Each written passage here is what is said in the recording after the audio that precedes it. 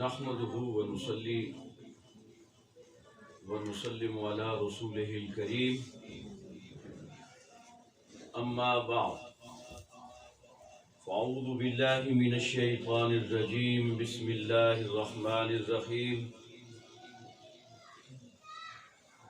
قال الله تعالى في القرآن المجيد اهدنا الصراط المستقيم صراط الذين أنعمت عليهم صدق الله العظيم وبلغنا رسوله النبي الكريم ونحن على ذلك لمن الشاهدين والشاكرين والحمد لله رب العالمين.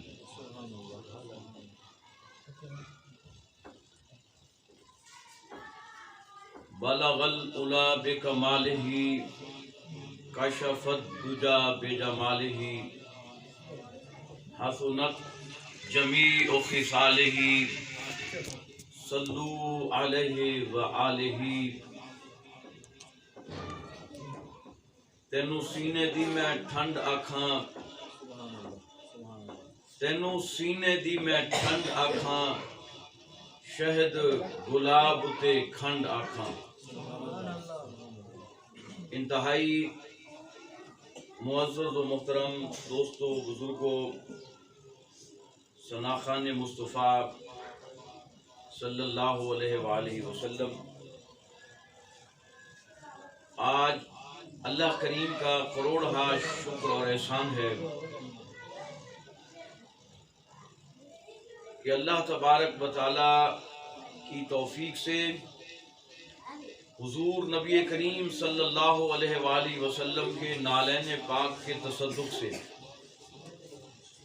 اور حضور غوث پاک رضی اللہ تعالی عنہ کی نظر کرم سے ہم سب محبوب سبحانی قندیل نورانی شہباز لامکانی شاہ زمان سلطان السلاطین سلطان الرجال قدوۃ الاولیاء سید الاولیاء شیخ الاسلام والمسلمین حضرت قبلہ حضور الشیخ الاسلام والمسلمین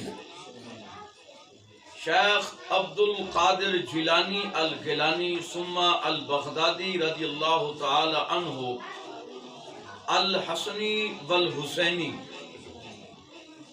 کی یاد میں منعقدہ خوبصورت باوقار محفل پاک میں حاضری کی سعادت حاصل کر رہے ہیں. اور یہ فقیر سمجھتا ہے بلکہ حضور غوث پاک رضی اللہ تعالی عنہ خود ارشاد فرماتے ہیں، آپ فرماتے ہیں جب تک میری کسی پر نظر کرم نہ ہو، میری اجازت نہ ہو، آپ فرماتے ہیں میری اجازت کے بغیر اللہ تبارک و تعالی کسی کو بھی میرا ذکر کرنے کی توفیق عطا نہیں فرماتا. اس کا مطلب کیا ہے؟ جو ہم ذکر کر رہے ہیں حضور غوث پاک رضی اللہ تعالی عنہ کی خاص اجازت اور نظر کرم کی برکت سے ہم سب غوث پاک کا ذکر خیر فرما رہے ہیں. یہ محترم تنویر بھائی اور ان کے والد محترم کو اور آپ سب کو میں سمجھتا ہوں حضور غوث پاک کے فرمان کی روشنی میں کہ حضور غوث پاک کا حکم ہوا، آپ راضی ہوئے، پھر آپ نے یہ توفیق عطا فرمائی اپنے ذکر پاک کی محفل سجانے کی. حضور غوث پاک رضی اللہ تعالی عنہ بہت بڑے ولی کامل، اللہ تبارک و تعالی نے آپ کو صرف غوث نہیں بنایا بلکہ میرے کریم رب نے آپ کو غوث العظم بنایا ہے.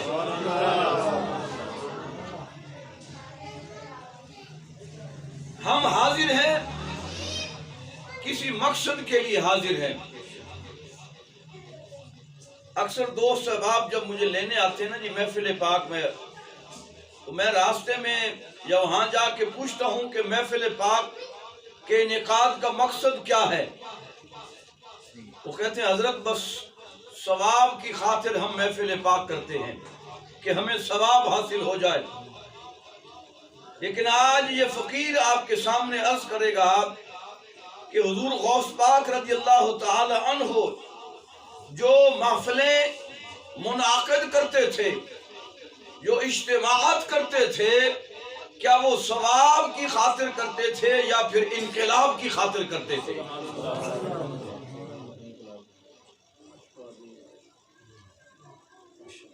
हम यहाँ मंगते बन के आए हैं। क्या बन के आए हैं? सारे बोलो। वो सेक्रेटरी साहब बोलेंगे तो फिर मुझे पता चलेगा कि सेक्रेटरी साहब बोल रहे हैं। मंगते क्या बन के आए हैं? मंगते बन के आए हैं।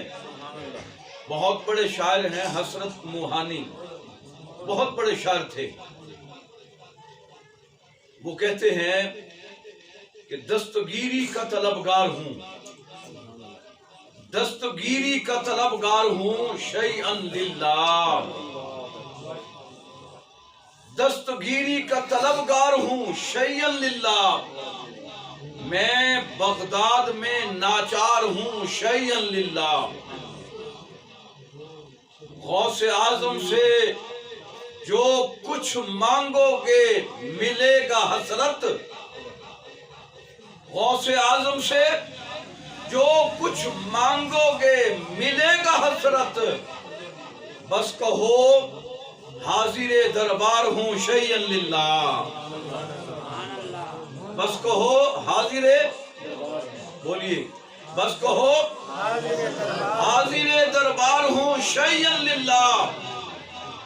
दुआ करो अल्लाह तबारक व तआला हमें हाजिरी का तसव्वुर अता फरमाए। बाज तालिब इल्म ऐसे होते हैं कि जो क्लास में हाजिर होते हैं हाजिरी लगवाने के लिए, लेकिन हाजिरी के बावजूद उनकी गैर हाजिरी लगती है, हाजिरी के बावजूद गैर हाजिरी लगती है। लेकिन कुर्बान जाऊं, जो अल्लाह रसूल की बारगाह में आशिकान मुस्तफ़ा, गुलामान मुस्तफ़ा बड़ी अकीदत, बड़ी मोहब्बत, बड़ी चाहत के साथ जब हाजिर होते हैं तो फिर वो हकीकी मानों में बारगाह नबूवत और रिसालत और औलिया कामिलीन की बारगाह में हाजिर ही होते हैं। जब बंदा हाजिरी की नीयत से हाजिर हो, तमाम तर तखय्युलात, तसव्वुरात को बाहर फेंक कर दिल से निकाल कर के मैं अब बारगाहे गौसियत माब में हाजिर हूं, तो फिर गौस पाक भी नजरे करम फरमाते हैं। क्या फरमाते हैं? अब ये गौस बनता कैसे है? गौस बनता कैसे है? एक हुस्न व जमाल का पैकर नौजवान है जिसने 5, 6, 7 दिन से ना कुछ खाया है ना कुछ पिया है। 5, 7 दिन से ना कुछ खाया ना पिया। घर से निकला, दरिया बह रहा था, उसके किनारे पर बैठकर अपने पांव पानी में रखकर उसकी ठंडक लेने के लिए आ गए। अभी बैठे ही थे, कुछ देर के बाद देखा कि जहां से पानी आ रहा था उस पानी की सतह पर एक खूबसूरत, बड़ा लजीज एक सेब तैरता हुआ आ रहा था। उस नौजवान ने वो सेब उठाया और कुछ सोचने के बाद, भूख भी थी काफी दिनों की,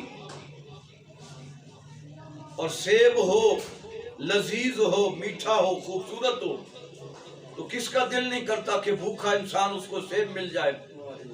कुछ देर सोचा, फिर सेब उठाया और खाना शुरू कर दिया। और जब सेब खाया ना, मेरी बात की तरफ तवज्जो कीजिए, जब सेब खा चुके तो फिर दिल में ख्याल आया कि پتہ نہیں یہ کس کا سیب تھا، کس کے باغ سے، اس کا مالک کون تھا، میں نے بغیر اجازت کے سیب کھا لیا ہے۔ بغیر اجازت کے تو کھانا حرام ہوتا ہے جب تک مالک کی اجازت نہ لی جائے۔ ایک ہم بھی ہے نا کہ سبزی لینے جاتے ہیں تو کھڑے کھڑے 2-4 گاجریں بھی کھا جاتے ہیں۔ اب کیونکہ موسم سردی کا ہے، یہ خشک میوہ جات ریڑیاں لگانے والے، یہ خان صاحب بیٹھے ہیں، یہ بہتر جانتے ہیں، یہ زیادہ ہمارے خان بھائی لگاتے ہیں، تو جا کے کھڑے ہو جاتے ہیں بھی یہ کیا ریٹ ہے، یہ کیا ریٹ ہے۔ 2-4 مونگ پھلی اٹھا کے کھا لی، ایک چلغوزہ اٹھا کے کھا لیا، ایک بادام اٹھا کے کھا لیا، پوچھتے پوچھتے 2-4 جناب چیزیں کھا کے منہ میں ڈال لی، اس سے اجازت نہیں لی۔ تو اس طرح کرنا یہ بھی حرام ہے۔ کیا ہے؟ کیا ہے؟ سارے بولو کیا ہے؟ اگر آئندہ کوئی بھی کرے تو اس سے منع کرو، بھئی اگر ایک مونگ پھلی اٹھا کے کھائی تو یہ حرام ہے، کل قیامت کے دن اس حرام کی کھائی گئی مونگ پھلی کا بھی حساب دینا ہوگا۔ پوچھ کے کہ بھائی یہ مونگ پھلی میں کھا لوں، اب 1-2 کون منع کرتا ہے کہ کھائے، وہ حلال ہو جاتی ہیں۔ بھائی یہ گاجر کھا لوں، ہاں ٹھیک ہے کھا لو، وہ حلال ہے، ہم نے کھانی ہے تو اجازت لے کے کھا لیں، کیوں اپنے اوپر حرام کرتے ہیں وہ چیزیں۔ اس نوجوان نے کہا پتہ نہیں یہ سیب کس کا ہے، کسی باغ کا تو ہوگا، اس باغ کا مالک بھی ہوگا، تو کیوں نہ یہ ادھر سے آ رہا تھا، ادھر ہی چلتا ہوں اور جا کے اس باغ کے مالک سے اجازت لیتا ہوں کہ بھئی میں نے بغیر اجازت کے سیب کھا لیا ہے، مہربانی فرمائیے، اب تو میں نے کھا لیا ہے۔ وہ نوجوان فرماتے ہیں میں نے بڑی کوشش کی، حکیم صاحب، ڈاکٹر صاحب، بڑی کوشش کی کہ وہ کسی طریقے سے باہر نکل آئے، لیکن نہ نکلا۔ بالآخر میں نے کہا کہ مالک کو ڈھونڈتا ہوں، اس سے معافی مانگوں گا کہ مجھے معاف کر دیجئے، میں نے بغیر اجازت کے تیرے باغ سے یہ پھل کھایا ہے۔ اب وہ نوجوان جس طرف سے پانی آ رہا تھا وہ وہاں چل پڑے۔ کافی مشکلات طے کرنے کے بعد بالآخر ایک جگہ پہنچے، میری طرف توجہ کیجئے، بالآخر وہاں پہنچے، دیکھا ایک سیب بہت بڑا باغ ہے، 2-4 ایسے درخت ہیں کہ جن کی ٹہنیاں وہ دریا کی طرف جھکی ہوئی تھیں، ان پہ سیب اور پھل لگے ہوئے تھے۔ سوچ میں پڑ گئے، کہا کیوں نہ کہ یہ سیب اسی باغ سے ٹوٹ کر دریا کی سطح پہ تیر رہا تھا، کہا اسی باغ کے مالک کو تلاش کرتے ہیں۔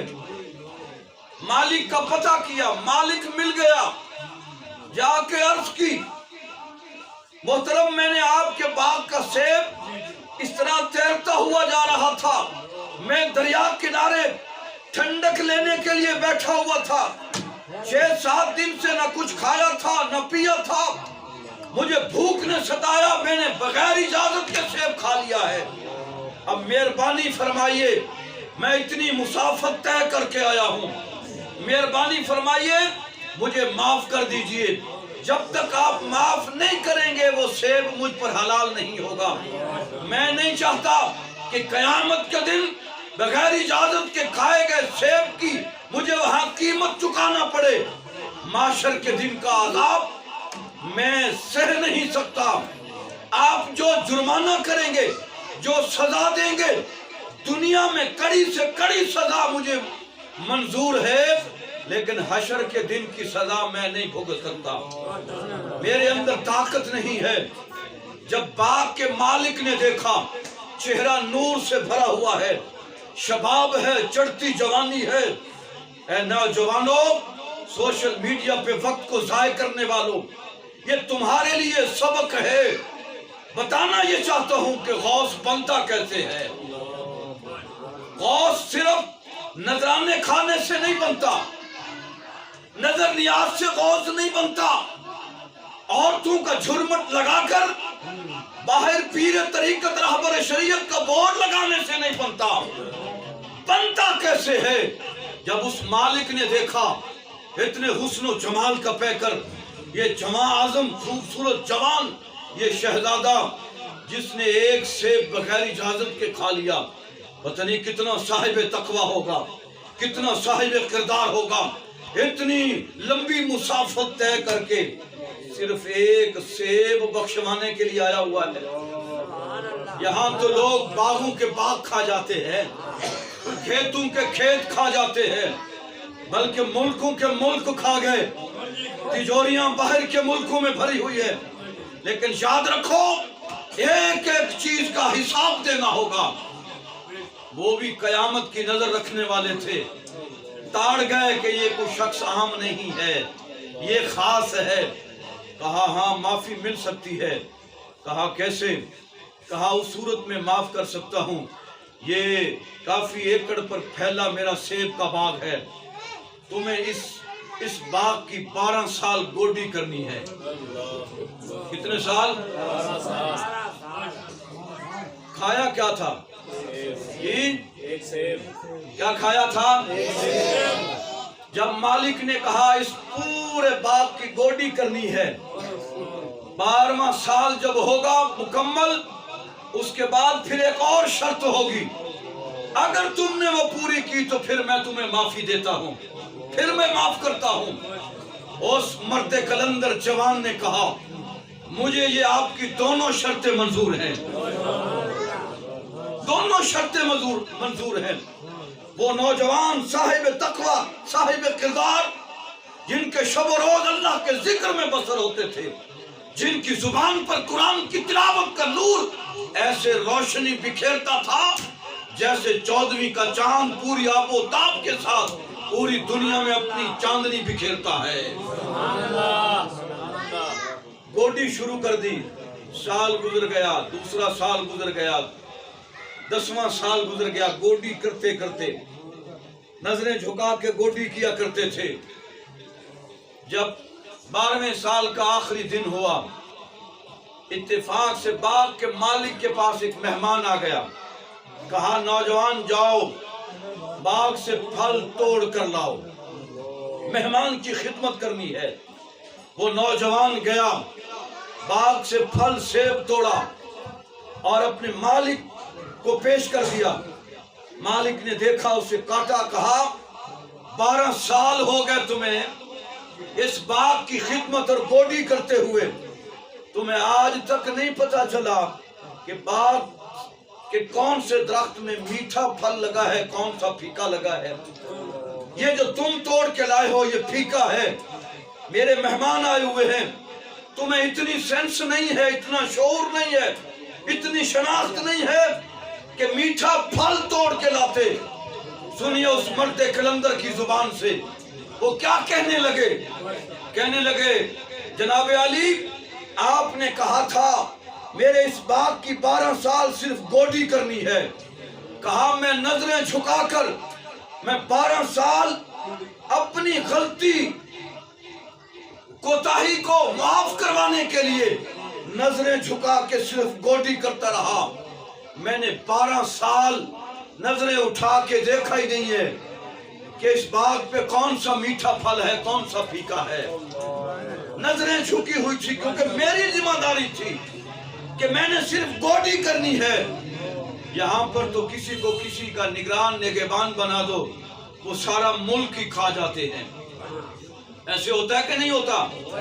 बोलो ना जी, हो जाता है। देखा है, हो जाता है, सारा मुल्क खा जाते हैं। लेकिन एक मर्द सहले वो है जो 12 साल बाग की गोडी करते रहे, उस बाग को तक कर भी नहीं देखा फल कितना लगा हुआ है, कैसा लगा हुआ है।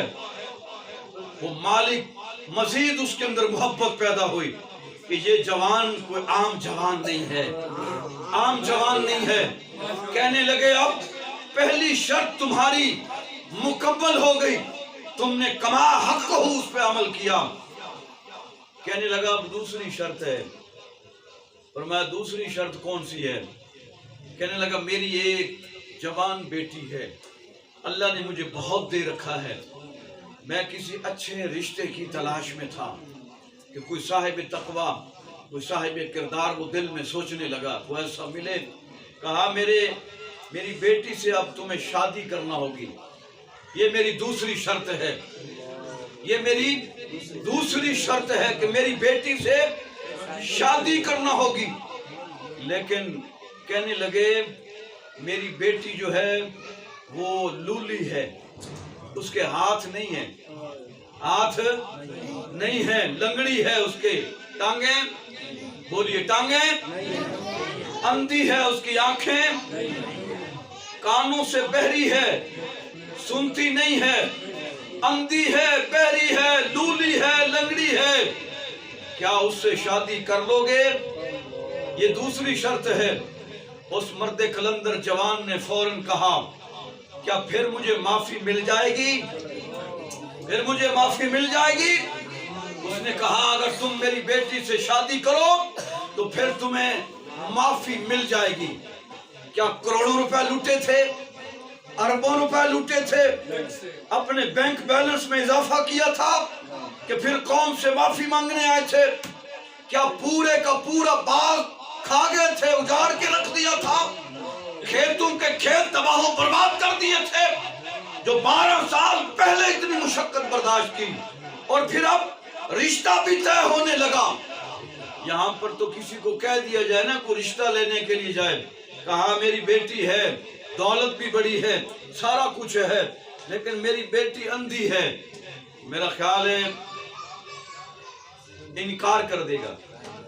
ایسے ہے کہ نہیں ہے؟ بولو ایسے ہے کہ نہیں ہے؟ یا اندھی نہ ہو تو بہری ہو، کہا اس کو ہم نے لے کے کیا کرنا ہے جو سن ہی نہیں سکتی؟ یا کوئی کہے بھی لولی ہے، ہاتھ نہیں ہے، پھر کو لے جائے گا؟ یا کہے لنگڑی ہے، ٹانگیں ہیں نہیں، بولیے کو رضامند ہوگا؟ لیکن اس مرد قلندر نے پھر کیا جملہ کہا؟ اس نے کہا حضرت اب آپ نے کہا ہے نا کہ شادی کر لو، یہ کیفیت ہے میری بیٹی کی، تو غلطی معاف کر دوں گا، پر میں اس رشتے کے لیے تیار ہوں، اس رشتے کے لیے تیار ہوں۔ شادی کا دن طے ہو گیا، نکاح پڑھایا گیا، اسی جگہ اس کے محل میں، اس کے مکان میں ایک کمرہ مختص کر دیا گیا، فرمایا تم نے اب یہاں پہ رات بسر کرنی ہے۔ میاں بیوی نے، اس خاتون نیک صالح خاتون کو تیار کیا گیا جو لولی تھی، لنگڑی تھی، آنکھوں سے اندھی تھی، کانوں سے بہری تھی۔ اب اس کو سجا سنوار کے کمرے میں بٹھا دیا گیا۔ پھر اس مرد سہلے کو کہا کہ جاؤ اب تمہاری بیوی تمہارا انتظار کر رہی ہے۔ وہ مرد سہلے کمرے میں جب جاتا ہے، جا کے عجیب منظر دیکھتا ہے کہ اس کے باپ نے تو کہا تھا اندھی ہے، یہ تو دیکھتی ہے، اس کی آنکھیں ہیں۔ اس کے باپ نے کہا تھا لولی ہے، اس کے تو ہاتھ بھی ہیں۔ اس کے باپ نے کہا تھا لگڑی ہے، اور اس کی تو ٹانگیں بھی ہیں۔ اس کے باپ نے کہا تھا کانوں سے نہیں سنتی، میں نے سلام کہا، اس نے مجھے جواب دیا ہے۔ اس کا مطلب ہے زبان بھی ہے، زبان بھی ہے، گنگی نہیں ہے، کان بھی سلامت ہے، سنتی بھی ہے، آنکھیں بھی ہیں، دیکھ رہی ہے، ٹانگیں بھی ہیں، ہاتھ بھی سلامت ہیں۔ جب یہ منظر دیکھا وہ ڈر کے بھاگ کے باہر نکل آئے، کہا ایک غلطی کی تھی، 12 سال اس کی سزا بھگتی ہے، ایک غلطی کی تھی، 12 سال سزا بھگتی ہے، کہیں دوسری غلطی کر کے کہیں بڑی مصیبت میں نہ پھنس جاؤں کہ یہ تو میری بیوی نہیں ہے۔ جو اس کے باپ نے نشانیاں بتائی تھی وہ نشانیاں تو اس میں ہے نہیں۔ ساری رات باہر بیٹھ کے گزار دی۔ صبح ابا جی سے، اپنے سسر جی سے ملاقات ہوئی، آپ فرمانے لگے کہ یہ تو اندر جو تھی وہ تو آپ کی بیٹی نہیں تھی، آپ نے جو نشانیاں بتائی تھی وہ تو ایک بھی نشانی نہیں تھی، تو یہ کس مصیبت میں مجھے گرفتار کرنے لگے تھے آپ؟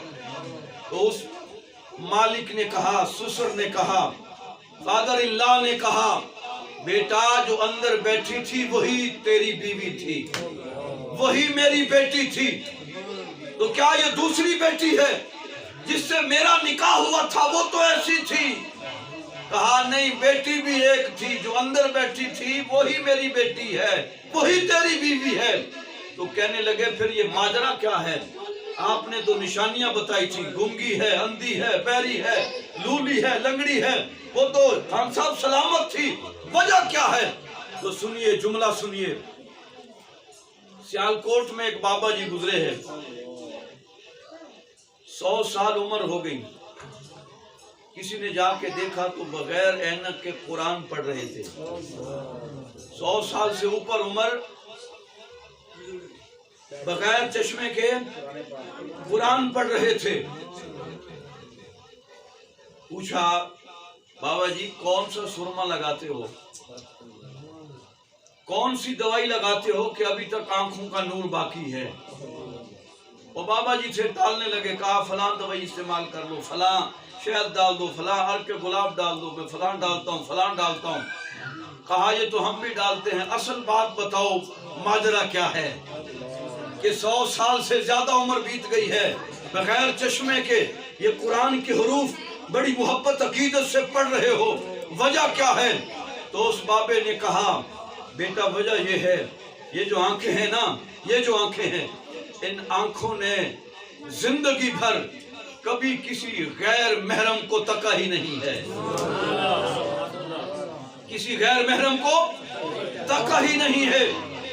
آج نوجوان اندھے ہوئے پھرتے ہیں، نظر نہیں آتا، اینکیں لگواتے ہیں، چشمے لگاتے ہیں، قرآن دو تو کہتے نظر نہیں آ رہا. وجہ کیا ہے؟ وجہ یہ ہے کہ جب رات کی تنہائی میں موبائل کھول کر مغلظات دیکھو گے، غیر محرم کو دیکھو گے بری نگاہ سے، شہوت کی نگاہ سے، تو اللہ تبارک و تعالی اس بری حرکت کی وجہ سے آنکھوں کا نور بھی چھین لیتا ہے، دل کا سرور بھی چھین لیتا ہے. تو بابا جی کہنے لگے، وہ باغ کے مالک کہا یہی میری بیٹی ہے، اندھی میں نے اس لیے کہا تھا کہ جب سے یہ پیدا ہوئی ہے اب تک میری بیٹی نے کبھی کسی غیر محرم کو دیکھا ہی نہیں ہے، غیر محرم کو دیکھا ہی نہیں ہے. گنگی اس لیے کہا تھا جب سے بولنا شروع کیا ہے اب تک یا تو قرآن کی تلاوت کرتی ہے یا صاحب قرآن کا ذکر کرتی ہے. اس کے علاوہ نہ چغلی، نہ غیبت، نہ حسد، نہ منافقت ہے. خواتین کی عادت ہوتی ہے کہ 2-4 بیٹھ جائیں تو چغلی شروع ہو جاتی ہے، منافقت شروع ہو جاتی ہے، غیبت شروع ہو جاتی ہے، اور کسی کی کرے نہ کرے اپنے خاوند کی چغلی ضرور کر دے گی، اپنے خاوند کی چغلی ضرور کر دے گی کہ میں میکے میں تو اتنی سکھی تھی، میکے میں تو ایسے راج کرتی تھی، جب سے آئی ہوں اس ٹوٹ پہنے دے کر میں نے تے چج دا کھان بھی نصیب نہیں ہویا. یعنی جب بیٹھتی ہیں بیبیاں سب سے پہلی چغلی اپنی خاوند کی کرتی ہیں. وہ اللہ کی بندی شکر کر کہ اللہ تبارک و تعالیٰ نے تیرے سر پر خاوند کی صورت میں نگران مقرر کیا ہوا ہے، شکر کیا کر. کہا نہ کبھی غیر محرم کو دیکھا، نہ کبھی چغلی کی. بہری اس لیے کہا تھا کبھی زندگی میں بھی میری اس بیٹی نے ان کے کانوں میں کسی غیر محرم کی آواز کبھی گئی نہیں، جب بھی سنا ہے قرآن کی تلاوت ہی سنی ہے، محبوب مصطفیٰ کا ذکر ہی سنا ہے. اور کہا میں نے لنگڑی اس لیے کہا تھا کہ میری یہ بیٹی کبھی بھی جب سے پیدا ہوئی ہے، کبھی میری بیٹی یہ جب سے پیدا ہوئی ہے اس نے گھر سے باہر کبھی قدم ہی نہیں نکالا. اور میں نے لولی اس لیے کہا تھا کہ یہ میری بیٹی کے جو ہاتھ ہیں کبھی ایسے ظلم کی طرف نہیں اٹھے کہ جس سے کسی دوسرے کو تکلیف ہو، دوسرے کو تکلیف ہو. فرمایا میں نے اس بنا پہ کہا تھا کہ لولی ہے، لنگڑی ہے، اندھی ہے، بہری ہے، گنگی ہے. فرمایا یہی میری بیٹی ہے اور یہی تیری بیوی ہے. پھر دونوں میاں بیوی خوش و خرم رہنے لگے. 1 2 کے بعد اللہ تبارک و تعالیٰ نے ان دونوں کے بطن اقدس سے، اس پاکیزہ ماں کے بطن اقدس سے، اس پاکیزہ ماں کے شکم پاک سے، پھر اللہ تبارک و تعالیٰ نے جو انہیں دونوں کو بیٹا عطا فرمایا. آج پوری دنیا اس بیٹے کو غوث العظم شیخ عبد القادر جیلانی کہتی ہے. یعنی جو نانا تھا حضرت عبداللہ صومعی، وہ باغ کا مالک نانا ہوا غوث پاک کا، اور وہ جو باپ تھا جس نے سیب کھایا تھا اور صرف ایک سیب کو معاف کروانے کے لیے 12 سال کشٹ کیا. دوسری بڑی کڑی، ظاہراً بڑی کڑی شرط تھی، کون کرتا ہے رشتہ ایسی بیٹیوں سے؟ لیکن کہا قیامت کے دن کی سزا، معاشر کے دن کی میرا جسم برداشت نہیں کرتا. اور کریم رسول صلی اللہ علیہ وآلہ وسلم ایک مرتبہ ام المومنین صدیقہ بنت صدیق امی عائشہ صدیقہ رضی اللہ تعالی عنہا کو جہنم کی سزاؤں کے بارے میں بتا رہے تھے کہ ایک گناہگار شخص کو کون کون سی سزائیں رب دے گا. جب ذکر کرتے کرتے تو حضرت امی عائشہ نے فرمایا، عرض کی یا رسول اللہ صلی اللہ علیہ وسلم یہ فرمائیے کہ جہنم میں ایک گناہگار کو جو سب سے معمولی چھوٹی سے چھوٹی جو سزا دی جائے گی وہ کون سی ہوگی؟ تو میرے کریم رسول صلی اللہ علیہ وسلم نے فرمایا، عائشہ سن، جو معمولی سزا، چھوٹی سے چھوٹی سزا جو دی جائے گی ایک گناہگار کو وہ یہ ہوگی کہ اس گناہگار کو آگ کے جوتے پہنائے جائیں گے، جس کی حدت اور شدت سے اس کا دماغ ناک کے ذریعے، کانوں کے ذریعے، منہ کے ذریعے پگھل کر باہر آنا شروع ہو جائے گا. تو اس مرد کلندر نے کہا اتنی سزائیں میں نہیں بھوگ سکتا، مہربانی فرمائیے دنیا میں جو جتنی بڑی سزا دینی ہے مجھے آپ دے ڈالیے، لیکن قیامت اور معاشر کی جو سزائیں میں برداشت نہیں کر سکتا. جب ماں پھر ایسی ہو، ماں ایسی ہو، زندگی میں کسی غیر محرم کو نہ تکا ہو، اور پھر باپ ایسا ہو جو ایک سیب معاف کروانے کے لیے، حالانکہ شرعی طور پر وہ جائز تھا، فتویٰ یہ ہے کہ جائز تھا، تیرتا ہوا آ رہا تھا، کھانا جائز تھا، لیکن اس جائز ہونے کے باوجود تقویٰ یہ تھا کہ پتہ نہیں اس کا مالک کون ہے. تو پھر جب ماں ایسی ہو، باپ ایسا ہو، تو پھر ان کی گود سے چور، اچکا، لٹیرا، نیب زدہ، ملک اور قوم کو لوٹنے والا کوئی حکمران یا سیاستدان پیدا نہیں ہوتا، بلکہ ایسی ماؤں کی گودوں میں یا تو عبد القادر جیلانی پیدا ہوتا ہے، یا داتا علی حجویری پیدا ہوتا ہے، یا خواجہ معین الدین اجمیری پیدا ہوتا ہے، یا بابا فرید الدین گنج چکر پیدا ہوتا ہے، یا حضرت نوشو گنج بخش پیدا ہوتا ہے، یا پھر امیر المجاہدین خادم حسین رضوی پیدا ہوتا ہے. اور پھر غوث پاک آپ کو پتہ ہے جماندروں ولی تھے، پیدائشی ولی تھے، ماں کے پیٹ میں بھی تھے تب بھی ولی تھے. 90 سال کی عمر ہوئی آپ کی، کتنی؟ 90 سال کی عمر.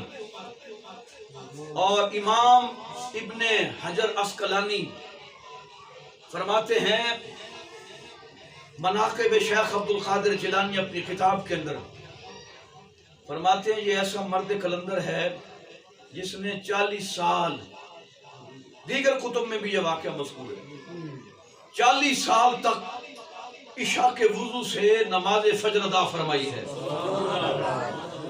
یعنی درمیان میں رات میں وضو ٹوٹ بھی جاتا تو پھر تازہ وضو فوراً کر کے 2 رکعت نماز نفل پڑھ لیا کرتے تھے. کبھی ساری رات قیام میں کھڑے ہوتے تھے، کبھی ساری رات رکوع میں کھڑے ہوتے تھے، کبھی ساری رات سجدے میں پڑھ کر اپنے کریم رب کی بارگاہ میں استغفار کیا کرتے تھے.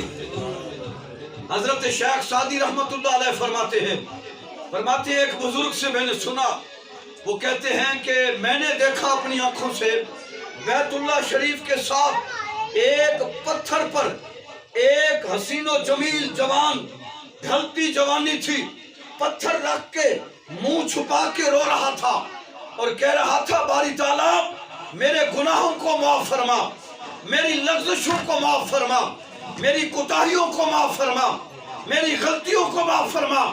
میں بڑا گناہگار ہوں، بڑا خطا کار ہوں، بڑا سیاہکار ہوں، تیری گھر میں تیری بارگاہ میں حاضر ہوں، میری غلطیوں کوتاہیوں کو معاف فرما. حضرت شیخ سعدی فرماتے ہیں کہ وہ بزرگ کہنے لگے اتنا تو گناہگار ہے نا جو رو رو کر اپنے گناہوں کی معافی مانگ رہا ہے. وہ بزرگ کہنے لگے میرے اندر اشتیاق پیدا ہوا کہ اس بزرگ کا چہرہ اٹھاؤں اور اس کے چہرے کی زیارت کروں اس نوجوان کی کہ یہ ہے کون. حضرت شیخ سعدی رحمت اللہ علیہ فرماتے ہیں جب اس بزرگ نے اس کا چہرہ اٹھایا ہٹایا ہاتھ رکھا اس نوجوان ڈھلتی جوانی جب اس نے چہرہ اٹھایا تو وہ بزرگ غش کھا کے گر پڑے اور دیکھا وہ نوجوان وہ کوئی عام نہیں تھا. وہ نوجوان شیخ عبد القادر جیلانی الگیلانی تھے. اور حضرت شیخ عبد القادر جیلانی رضی اللہ تعالیٰ عنہ اللہ نے بڑی مقام اور منزلیں عطا فرمائی تھی. اور آپ اتنی کرامات ہیں میں بیان کروں تو زندگیاں ختم ہو جائیں گی لیکن کرامتیں ختم نہیں ہوں گی. اللہ کے ولی تھے. لیکن یہ محفل پاک منعقد کرنے کا مقصد یہ ہے کہ جس کی بارگاہ میں حاضر ہیں انہوں نے تو 40 سال عشاء کے وضو سے نماز فجر پڑھی ہے. تو کیا ہم بھی عشاء اور فجر پڑھتے ہیں جی؟ تو پھر یہ ثواب کی خاطر ہے انقلاب کی خاطر نہیں ہے محفل. اللہ کہتا ہے اہدنا الصراط المستقیم دن میں کتنی مرتبہ پڑھتے ہیں جی؟ اہدنا الصراط المستقیم دن میں کتنی مرتبہ پڑھتے ہیں؟ کتنی رکعتیں ہیں ٹوٹل دن میں؟ کتنی رکعتیں ہیں؟ یہ تو ہمارا حال ہے. میں جہاں بھی پوچھتا ہوں لوگ سوچ میں پڑ جاتے ہیں. ایک محفل میں تھا میں لوگوں نے بڑی خدمت کی. میں نے کہا یہ ٹیبل پہ جتنے پیسے پڑے ہیں جو بتائے گا یہ سارے پیسے اسی کے ہیں. میری جیب میں جتنے ہیں سارے اسی کے. لیکن کوئی نہ بتا سکا. تھے مسلمان بہت ساری مسجدوں کے امام بھی تھے مقتدی بھی تھے مؤذن بھی تھے پیر بھی بیٹھے ہوئے تھے. میں نے پیر صاحب سے پوچھا میں نے کہا قبلہ پیر صاحب دن میں کتنی مرتبہ سورہ فاتحہ کی تلاوت کرتے ہیں نماز میں؟ سوچ میں پڑ گئے سوچ میں پڑ گئے کہ اب ان کو میں کیا جواب دوں کیونکہ میں نے تو کبھی نماز ہی نہیں پڑھی. میرا دھیان تو نذرانوں کی طرف ہوتا ہے. اور میں کہتا ہوں بس یہی ہے بخشش ہو جائے گی. 48 مرتبہ پڑھتے ہیں. کتنی مرتبہ؟ کتنی مرتبہ؟ بولیے کتنی مرتبہ؟ یہ یاد کر لو. یقین جانے آج بھی کوئی بتا دیتا میں سارے پیسے اسی کو دے دیتا لیکن امتحان میں ناکام ہو کیونکہ ہمیں پتہ ہی نہیں ہے. نماز پڑھتے ہیں خیال کہیں اور ہوتا ہے. بس آخری بات کر کے کہ خیال جن کا ہوتا ہے پھر وہی غوث بنتے ہیں. حضور غوث پاک تجارت کرتے تھے. مال تجارت بھیجا کسی دوسرے ملک میں بحری جہاز کے ذریعے. اب کسی نے آ کے بتایا آپ پڑھا رہے تھے مدرسہ میں کسی نے آ کے بتایا حضرت وہ بحری سامان ڈوب گیا بحری جہاز ڈوب گیا طوفان آیا سارا سامان برباد ہو گیا. آپ نے کہا اچھا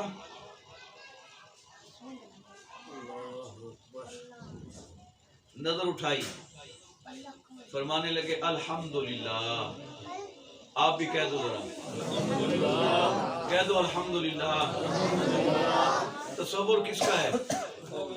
لنگر کا نہ رکھو اس کا رکھو جس نے لنگر دیا ہے. جس نے لنگر او الحمدللہ. نظر جھکائی اوپر اٹھائی کہا الحمدللہ. وہ حیران ہو گیا کروڑوں کا سامان ڈوب گیا اور یہ کہہ رہے الحمدللہ. اے انہیں سانو کوئی آ کے دسے جناب حضرت وہ آپ کے بینک میں 2 کروڑ پڑے تھے وہ سارے ڈوب گئے. آپ فوری جوتا نہیں سنبھالیں گے. کیوں کیسے ہوا کس طرح ہوا یہ کیا ہو گیا ظلم ہو گیا لٹ گیا مر گیا 2 کروڑ ڈوب گئے. رونے لگ جائیں گے پریشان ہو جائیں گے. ادھر کروڑوں کا سامان ڈوب گیا. میرے شیخ نے کہا الحمدللہ. کچھ دنوں کے بعد پھر اسی شخص نے آ کے بتایا خان صاحب پڑھا رہے تھے اسی جگہ کہا سامان کسی نے غلط خبر دی تھی ہلکا سا طوفان تھا تھم گیا جہاز لنگر انداز ہوا سامان اتارا بازار میں بیچا کروڑوں کا نفع ہوا ہے. کروڑوں کا نفع ہوا ہے. نظر جھکائی پھر اٹھائی پھر کہا الحمدللہ. کیا کہا بولو کیا کہا؟ وہ پیچھے والے بالکل یار محفل میں نہیں بولتے. کیا کہا؟ الحمدللہ. یہ حکیم صاحب بڑی محبت سے کہہ رہے ہیں، شوکت صاحب، یہ خان صاحب، کہو الحمدللہ الحمدللہ الحمدللہ۔ جب یہ جملہ ادا کیا تو وہ جو خبر دینے والا تھا وہ حیران ہو گیا، کہا جب سامان ڈوبا تھا پھر بھی الحمدللہ، سامان بچا ہے، نفع ہوا پھر بھی الحمدللہ۔ کہنے لگے حضور عرض کروں، یہ دونوں مواقعوں پر دونوں متضاد ہیں، ادھر نقصان ہے ادھر نفع ہے، دونوں موقعوں پہ الحمدللہ۔ وجہ پوچھ سکتا ہوں، کہا جاؤ، یہ بس اندر کی باتیں ہوتی ہیں، ہر ایک کو نہیں بتائی جاتی۔ کہا نہیں حضور لاڈلا ہوں، بتا دیجئے۔ ضد کی تو فرمایا اچھا سن، جب آپ نے بتایا نا کہ حضور وہ سامان ڈوب گیا، میں نے نظر جھکائی، ادھر جب نظر جھکاتے ہیں تو توجہ کہاں ہوتی ہے؟ یہی بولو نا، اہل دل بولو نا ذرا، کہاں ہوتی ہے؟ کہا میں نے جب دل پہ نظر کی نا کہ دیکھوں اس کی کیا حالت ہے، ہمارا تو 100 روپیہ گم ہو جائے پریشان ہو جاتے ہیں، کہا اس کی کیا حالت ہے؟ فرمایا جب میں نے دیکھا دل کو پتہ ہی نہیں تھا، وہ اللہ کی یاد میں مصروف تھا۔ میں نے کہا شکر الحمدللہ۔ پھر جب دوسری مرتبہ بتایا خوشی، پھر دیکھا بھی یہ خوش ہوا ہے کہ نہیں، لڈیاں پا رہا ہے کہ نہیں، کہ دیگاں چڑھاواں گا، زردے پکاواں گا، داتا صاحب حاضریاں دیاں گا، ہے ہو گیا۔ فرمایا جب دیکھا دل کی طرف پھر بھی پتہ نہیں تھا، پھر بھی اللہ کے ذکر میں مصروف تھا۔ پھر میں نے الحمدللہ کہا، اللہ کا شکر ادا کیا کہ دل اسی طرف لگا ہوا ہے، سامان کی کیا اوقات ہے، سامان کی کیا وقت ہے۔ یہ ہے عبد القادر جیلانی رضی اللہ تعالیٰ۔ اللہ کی بارگاہ میں دعا ہے اللہ پاک ہم سب کو اس عظیم ہستی غوث العالم رضی اللہ تعالیٰ عنہ کے نقش قدم پر چلنے کی توفیق عطا فرمائے۔ وما علینا الا البلاغ المبین۔ اذان شروع ہو چکی ہے، اذان سن لیں اس کے بعد